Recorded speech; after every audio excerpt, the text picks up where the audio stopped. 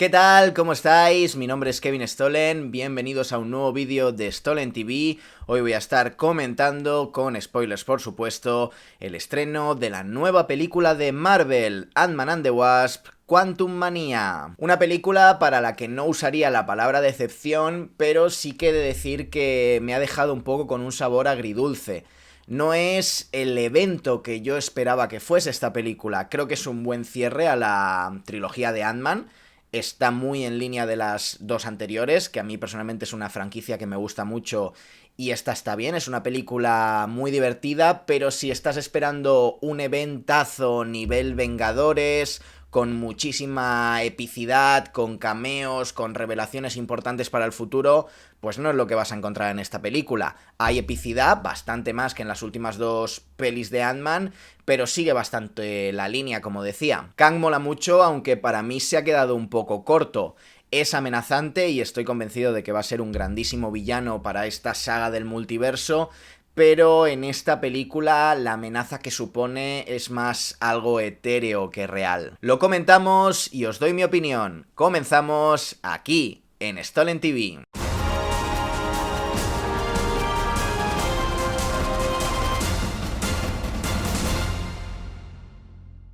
El inicio de la película me ha gustado, creo que está muy bien ese repaso de qué ha sido de la vida tanto de Ant-Man como de la avispa después de la batalla de Endgame.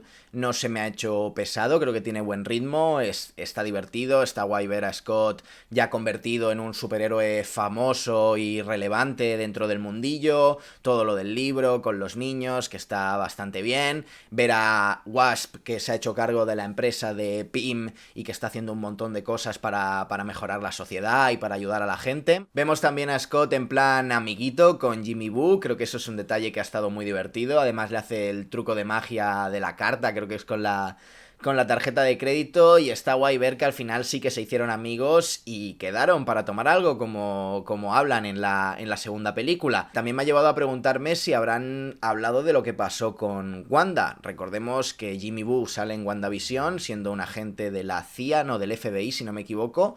Y bueno, a lo mejor le ha comentado la experiencia que ha tenido con otra vengadora, ahora que Scott es también un vengador. Una de las mayores decepciones que he tenido con esta película es que no salga Luis, ese amigo de Scott, que es un personaje divertidísimo, súper querido por los fans, y creo que hubiese molado que hubiese sido él el encargado de hacer ese recap de lo que ha estado siendo la vida de Ant-Man en los últimos años. Me ha molestado, la verdad, porque lo veo como una parte fundamental de la franquicia de Ant-Man, ese alivio cómico que creo que hubiese estado muy bien verlo en esta película. De hecho, no sale ninguno de los amigos de Scott, de los delincuentes, que creo que está mal porque al final son los secundarios de la franquicia y deberían al menos haber tenido, yo que sé, una escena de que siguen con la empresa que tenían de seguridad o lo que fuese. Pero bueno, entiendo que al final no era la película para ellos, había muchas cosas que explicar, todo el universo, el reino cuántico, presentar a Kang, y entonces pues como que no era el momento ni había tiempo para hablar de estos personajes. La película es una aventura clásica de ciencia ficción o de fantasía, que no destaca especialmente por su guión. De hecho, creo que el tema de la película no está del todo bien trabajado o no queda lo suficientemente claro, no lo logra transmitir como yo creo que debería esta película. Tal y como yo lo he entendido, el tema que desarrolla la película es el ser un héroe, que es algo que no importa lo que hayas hecho en el pasado, la trayectoria que lleves, sino que es algo que se gana a cada segundo, a cada instante. Es un trabajo de 24 horas, no eliges cuándo ser un héroe, y si lo eres siempre y debes actuar aunque no te apetezca o pienses que esa no es tu guerra. Ese tema de la película está representado a través del personaje de Cassie Lang, de su hija. De hecho, el tráiler te engaña porque te da a entender que el trato que hace Kang con Scott es a cambio de darle tiempo para poder crecer o estar desde pequeño con su hija, y eso no es así. De hecho, al final es que Kang les detiene y simplemente le dice o me ayudas o me cargo a tu hija. Y tiene sentido que no vaya por ahí la película porque Cassie ya tiene asumido que no ha podido crecer con su padre. Primero porque lo metieron en la cárcel, luego estuvo de arresto domiciliario, luego lo del lapso. pero no le importa porque sabe que ha sido por un bien mayor, porque su padre estaba siendo un héroe, estaba ayudando a los demás, incluso cuando estuvo en la cárcel en primera instancia, fue haciendo una obra justa, que era devolverle el dinero a un montón de personas que habían sido estafadas, si no recuerdo mal, por un banco o una aseguradora. Ella está orgullosa de él y lo idolatra por ser un héroe, por haber ayudado a tantas personas.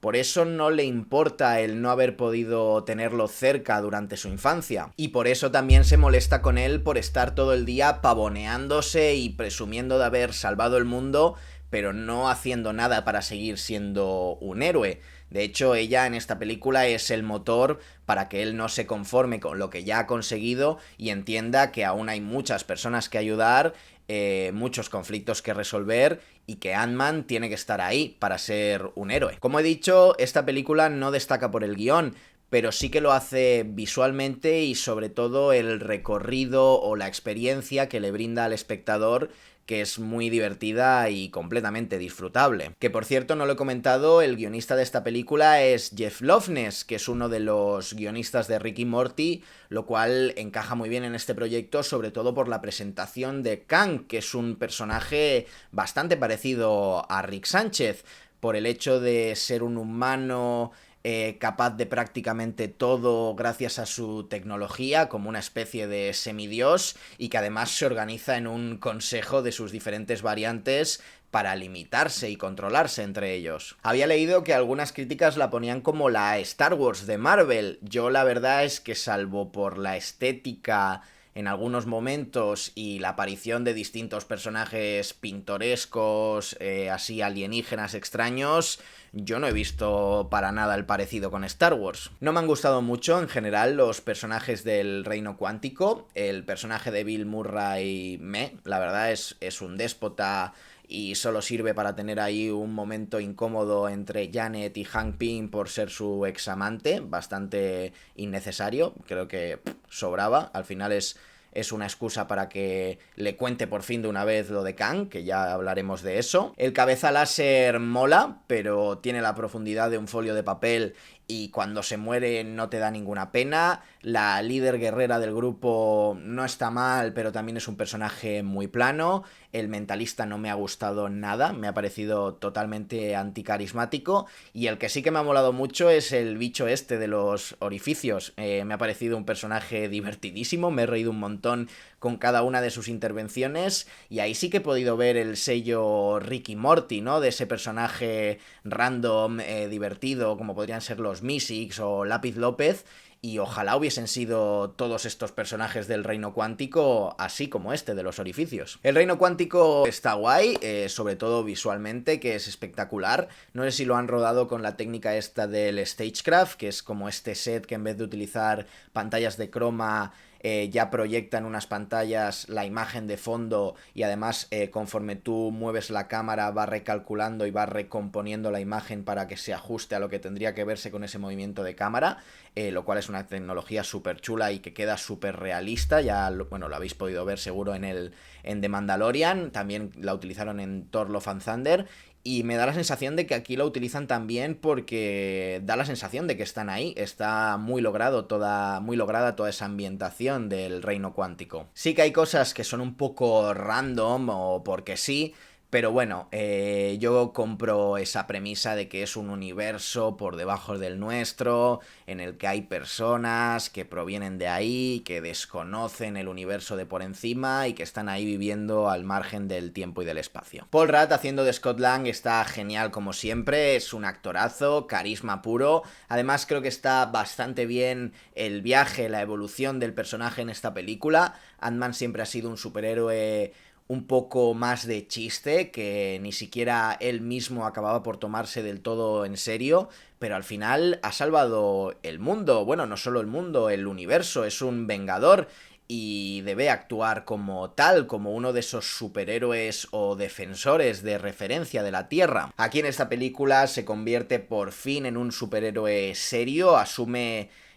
lo que conlleva ese papel de ser un vengador, uno de los grandes defensores de la Tierra, como comentaba, Y ese es el punto en el que se queda el personaje y ya veremos hacia dónde va en las siguientes películas. Yo no creo que tengamos un Ant-Man 4, pero sí que va a ser muy importante por esta experiencia previa que tiene con Kang, seguro en Kang Dynasty y en Secret Wars. Creo que a partir de ahora lo vamos a ver más como Giant Man, va a seguir encogiéndose, pero no creo que lo haga tanto. Yo creo que la evolución de sus poderes tira más hacia ser ese hombre gigantesco, dejando a la avispa esa parte más de encogerse y casi como estatura, aunque no se le llama, no se le ha puesto nombre de superheroína aún, pero va a ser estatura como en los cómics. Yo creo que tendrá un perfil un poco más versátil y que irá alternando el hacerse pequeña con el hacerse grande, como hemos visto en esta película, que también es capaz ella de hacerse gigantesca. Me ha sorprendido Hank Pym, creo que Michael Douglas está muy bien, está muy carismático toda la peli, de hecho...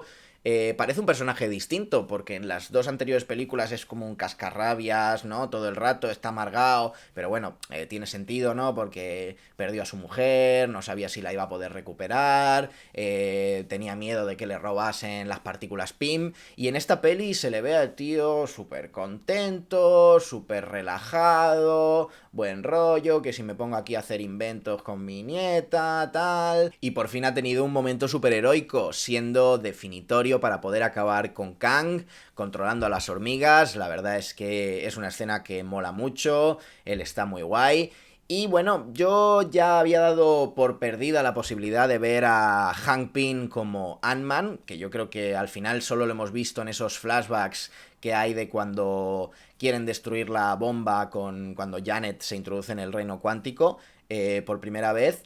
Pero ahora, después de haberlo visto un poco más en acción en esta película, así con las hormigas, aún tengo la esperanza de que quizá en Kang Dynasty o en Secret Wars lo podamos ver con un traje de Ant-Man, que creo que estaría muy guay. Él ya dice que no se lo pone porque después de llevarlo tantos años le ha afectado y tal, pero creo que para una batalla final a vida o muerte en la que el destino del universo esté en juego, creo que estaría guay, sería un muy buen cierre, el cierre que se merece y que debería tener este personaje, pues volver a infundarse el traje de Ant-Man y luchar junto al resto de Vengadores. Que por cierto, otra de las cosas que menos me han gustado de la película es eso de que casi durante el lapso, porque sí, se ha puesto a investigar teoría cuántica y ha sido capaz de desarrollar un aparato que emite una señal y que te permite comunicarte con el reino cuántico. Aquí parece en este universo que cualquiera puede ser experto en cualquier cosa y que al final te lees un par de libros durante un par de años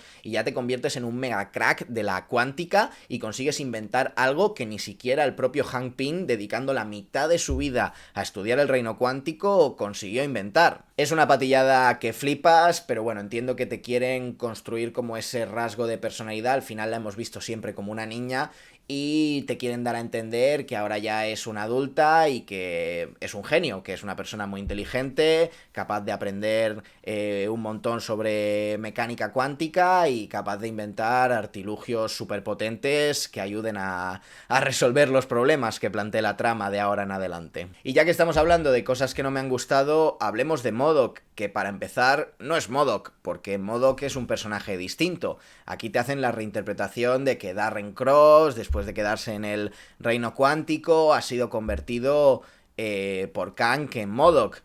Vale, te lo puedo comprar. Que se ve mal el CGI, realmente creo que no está mal hecho. Claro que se ve raro, porque es que es una cabeza gigante con manitas y piececitos de bebé. Es normal que se te vea, que se te haga raro verlo. Pero es que el problema no es ese. El problema es que es un chiste andante. Es que no es ningún organismo diseñado para matar, porque no mata a nadie. Es ridículo todas sus intervenciones.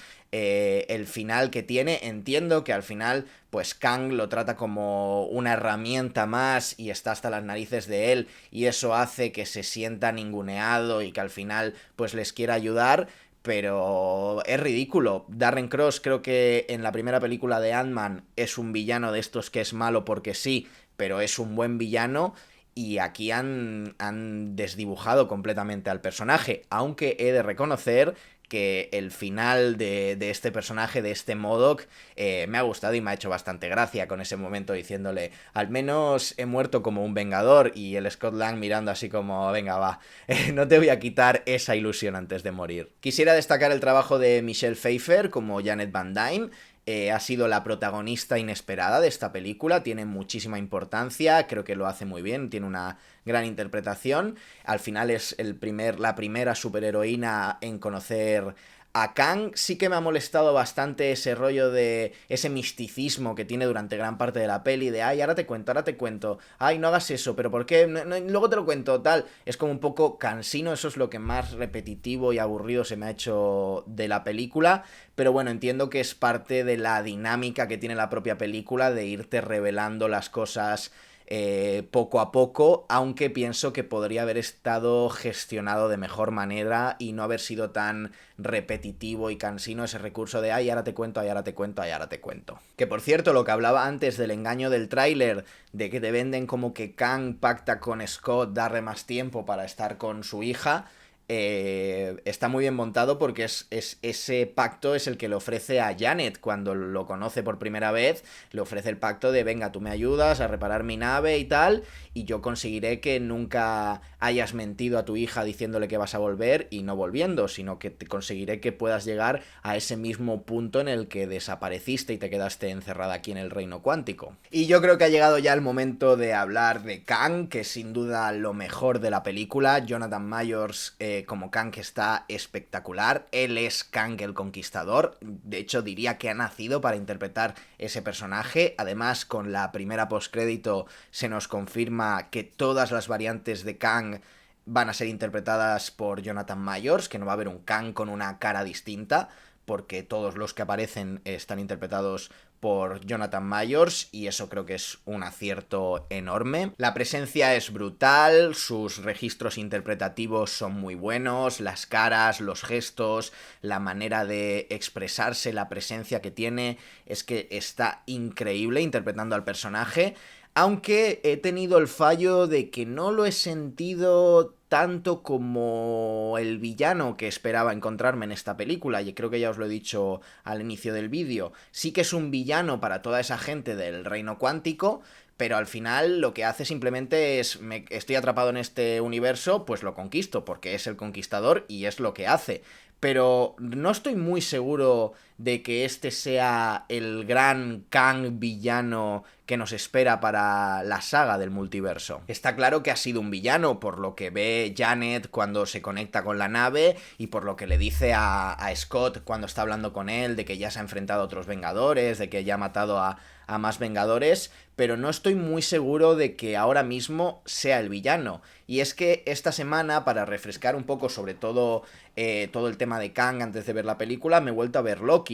Y en el último episodio de Loki, cuando se encuentran con la variante de Kang de El que permanece, les dice, bueno, les da como la opción de quedarse ellos al mando de la TVA, los dos Lokis, o matarle, desatar una guerra multiversal con todas sus variantes, y que él, de hecho dice justamente la palabra renacer, renazca y vuelva a ocupar ese puesto, destruyendo el resto de universos, el resto de realidades, y creando una única línea sagrada del tiempo. Y eso es exactamente lo mismo que dice en esta película, que hay un montón de variantes suyas en distintos universos, distintas líneas temporales, que lo único que quieren es la destrucción y que al final él quiere cargárselas a todas para crear una única línea del tiempo donde pase lo que él quiere. De hecho, creo que es cuando está hablando con Janet, le muestra la única línea del tiempo así en la palma de su mano, y es un anillo, un círculo como el que vemos al final de Loki, que rodea la fortaleza de aquel que permanece. Y claro, viendo que quiere conseguir lo mismo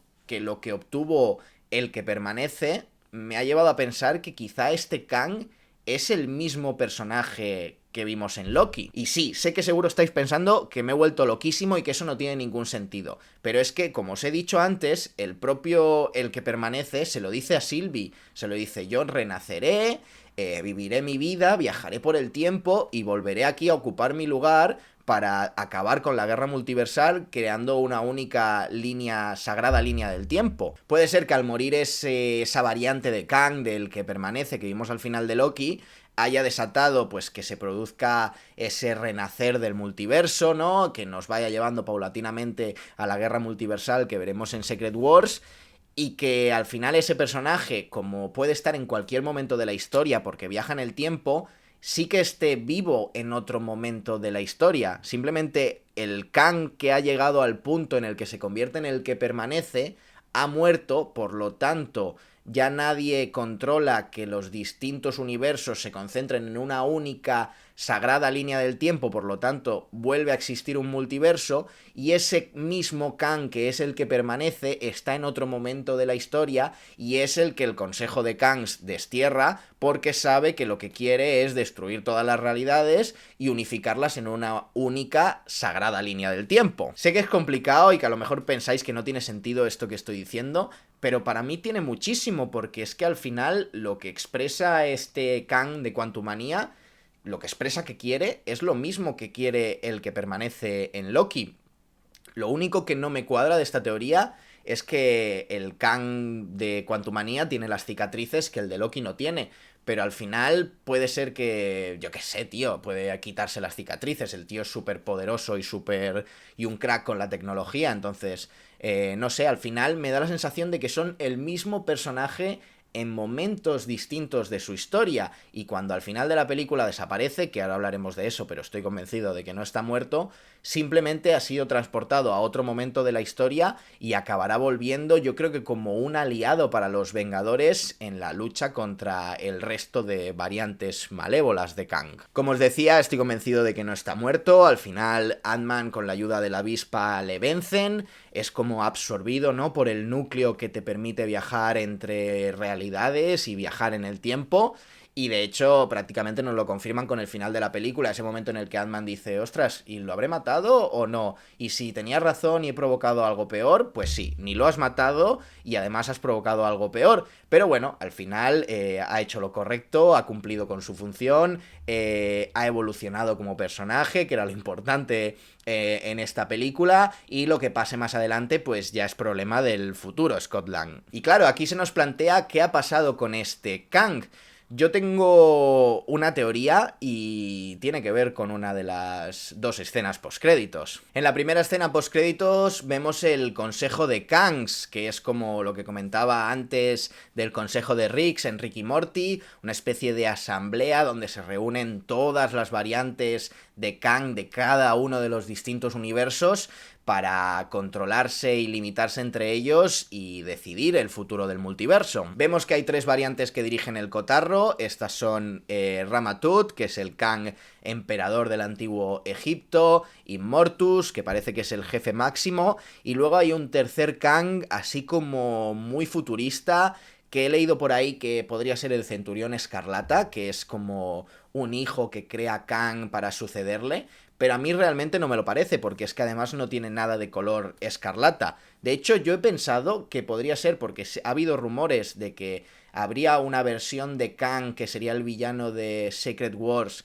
que sería una especie de Beyonder, que es el dios este, que es el villano de la Secret Wars en los cómics. Y no sé por qué, me da bastantes vibras de Beyonder este Kang. Quizá este tercer Kang futurista que aparece ahí es el Kang con los poderes de Beyonder, o se sacan de la manga y le llaman el Kang Beyonder, y es el villano principal y definitivo de la saga del multiverso. Está muy chula la escena postcréditos, la verdad, mola ver tantas versiones de Kang distintas, es una probadita de lo que nos espera en el futuro con este personaje, que como os he dicho, creo que en esta peli es un villano que se queda un poco a medias, pero estoy convencido de que va a ser un villano guapísimo para la saga del multiverso, y que esto solo ha sido la primera toma de contacto de muchísimas más cosas y más épicas que veremos en el futuro. Y la segunda postcréditos me ha parecido brutal, por dos cosas. Primero, porque he estado viendo esta semana Loki, y claro, estoy con hype de ver ya la segunda temporada y de ver qué más nos tienen que contar de Kang, porque creo que va a ser muy importante, como ya fue la primera temporada, para abrir el melón del multiverso, la segunda va a ser para profundizar más en el melón de Kang el Conquistador. El segundo motivo por el que me ha gustado es porque no ha confirmado, pero sí que ha respaldado una teoría que a mí me ha venido a la mente mientras estaba viendo el final de la película. Y es que cuando Scott Lang al final de la peli se plantea si de verdad esa variante de Kang con la que se ha enfrentado ha muerto o no, yo he pensado, ostras, ha sido absorbido por el núcleo. Y si, yo tenía claro que no había muerto, pero ¿y si lo ha enviado a la Tierra, pero lo ha enviado a la Tierra en una época distinta? A la Tierra de nuestro mismo universo, 616, pero no al presente en el que están Ant-Man y la avispa, al que regresan ellos con el portal, sino a otra época de la historia. Y eso me ha llevado a pensar, quizá lo ha llevado a una época del pasado. Este Kang no tiene tecnología porque se la destrozan las hormigas controladas por Hank Pym, y al llevarlo a una época del pasado, él tiene que construirse su propia tecnología o intentar inventar una máquina del tiempo para después llegar al presente y entonces sí confrontar a Ant-Man o enfrentarse a los Vengadores o hacer lo que tenga que hacer. Y claro, ¿qué variante de Kang hay que haya sido un científico sin tecnología en el pasado, que haya creado una empresa de tecnología y desarrollado proyectos muy chulos bastante antes de tiempo? Pues esa variante de Kang es Victor Timely, que es la que aparece en la segunda postcréditos de Ant-Man and the Wasp: Quantumania. Claro, yo cuando lo he visto ha sido como, ostras, justo estoy pensando yo que el Kang de esta peli podría haber sido transportado a otra época de la historia y ser Victor Timely, y justo en la segunda escena postcréditos me muestras a Victor Timely sabiendo que va a aparecer en la serie de Loki, que ya había habido rumores antes, y además me pones el cartelito de que Kang regresará. Entonces, en ese momento para mí ha sido como unir todas las piezas, y lo he visto claro, que es el mismo Kang que hemos visto en esta película, que lo han transportado al pasado y ahora pues se hace llamar Victor Timely, porque además lo que está enseñando en la exposición, si no me equivoco, parece una máquina del tiempo, y lo que está haciendo es inventar una máquina del tiempo a finales del siglo XIX o principios del siglo XX, porque es lo que parece, y además es la época a la que viaja Victor Timely en los cómics. Si no me equivoco, en los cómics es a principios mediados del siglo XX, y construir esa máquina del tiempo para viajar al presente y ahora sí ya hacer lo que tenga que hacer. Esto no es ninguna explicación de la escena postcréditos, ¿vale? Al final la escena postcréditos lo que nos confirma es que vamos a ver una variante de Kang que es Victor Timely en la segunda temporada de Loki. Es simplemente una interpretación, una teoría mía que quería compartir con todos vosotros. No sé qué os parecen estas teorías locas que tengo sobre Kang, si creéis como yo que este mismo personaje que hemos visto en Ant-Man and the Wasp es el mismo el que permanece pero en otra época de su vida. ¿Creéis que está muerto? ¿Creéis que ha sobrevivido? ¿Pensáis como yo que podría ser Victor Timely en el pasado, intentando descubrir la máquina del tiempo para volver al presente? Como siempre, dejadme vuestra opinión en los comentarios, que os estaré leyendo y respondiendo. Para terminar, decir que la peli me ha gustado bastante. No ha sido el evento que esperaba algo más épico, más grande, con más revelaciones, con más posibles cameos o presentaciones de personajes, pero es una peli divertida, muy entretenida, me lo he pasado muy bien en el cine viéndola y creo que es un muy buen cierre a la trilogía de Ant-Man. Sí que he tenido esa sensación agridulce, pero a la vez he disfrutado y me ha dejado con ganas de más, de Los Guardianes ahora en mayo,